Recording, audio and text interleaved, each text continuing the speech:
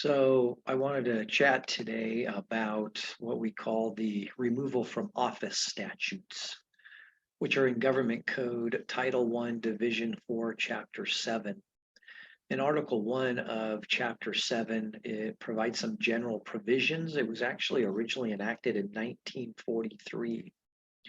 Section 3000 provides that an officer forfeits his or her office upon conviction of designated crimes that are either specified in the Constitution or in state laws. Under Section 3001, any state, county, or city officer who is intoxicated while discharging the duties of his or her office, or by reason of intoxication is disqualified or neglects his or her duty, is guilty of a misdemeanor. And on conviction, he or she forfeits the office, and a vacancy is filled in the same manner as if the officer had filed resignation from that office. Under Government Code Section 3002, whenever the governor is authorized to appoint a person to an office that's subject to confirmation by the state Senate, and there's no fixed term provided by law, then the governor at any time without cause and without a hearing can remove the incumbent from office and fill that vacancy by the same manner as if the officer had filed resignation, even though they were removed. Section 3003 specifies that an elected officer of the state or a city or a county or a district will forfeit his or her office if they are convicted of a crime under the federal or state stolen valor acts. Next, we turn to Article 2, which is concerning impeachment. And Section 3020 of the Government Code provides that state officers who are elected on a statewide basis, the members of the Board of Equalization, and the judges of the state courts are subject to impeachment for misconduct in their office.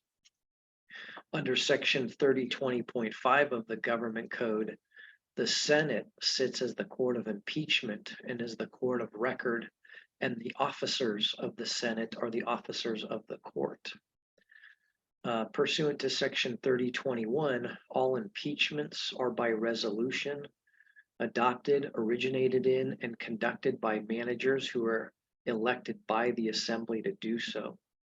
Section 3022 specifies that these managers prepare the articles of impeachment and they present them at the bar of the Senate and they prosecute them. The trial then is before the Senate, which sits as the court of impeachment. Government Code Section 3023 provides that when the state officer that is impeached by the Assembly for a misdemeanor, the articles of impeachment are delivered to the President of the Senate. And then under Section 3031, the Senate, before they act, the Secretary of the Senate administers to the President of the Senate and to each member of the Senate who's present an oath that they will truly and impartially hear, try, and determine the impeachment. And no member of the California State Senate can act or vote upon anyone's impeachment without having first taken this oath. Section 3032 specifies that a defendant cannot be convicted on impeachment without the concurrence of 2/3 of the members. And under Section 3034, on the adoption of the resolution for those who voted on the question of acquittal or conviction, it then becomes the final judgment of the California State Senate.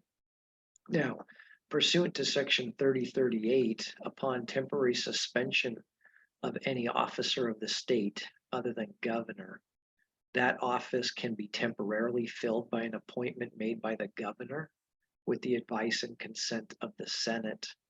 And then that office is filled by the particular appointee until the acquittal of that person, or if he or she is removed, until the vacancy is filled at the following election. Under Section 3039, if the lieutenant governor is impeached, the notice of the impeachment is given to the Senate by the Assembly so that a different president of the Senate may be chosen. The last part here of the government code, again under Title I, Division 4, Chapter 7, is Article 3, which concerns removal of individuals other than by impeachment. And Section 3060 specifies that an accusation in writing against any officer of a district, county, or city, including members of the governing board, the Personnel Commission, and others, for willful or corrupt misconduct in office, may be presented by a grand jury of the county in which that officer who's accused is elected or appointed. And under Section 3073, the same proceedings may be done on grounds for the removal of a district attorney, except that the accusation is delivered by the foreperson of the grand jury to the county clerk and to a judge of the superior court of that county. And then the judge appoints a person to act as a prosecuting officer. And then finally, there's Section 3074 that specifies that any officer who's subject to removal under these provisions of law may be removed from office for willful or corrupt misconduct in office occurring at any time within the 6 years immediately preceding the presentation of an accusation by the grand jury.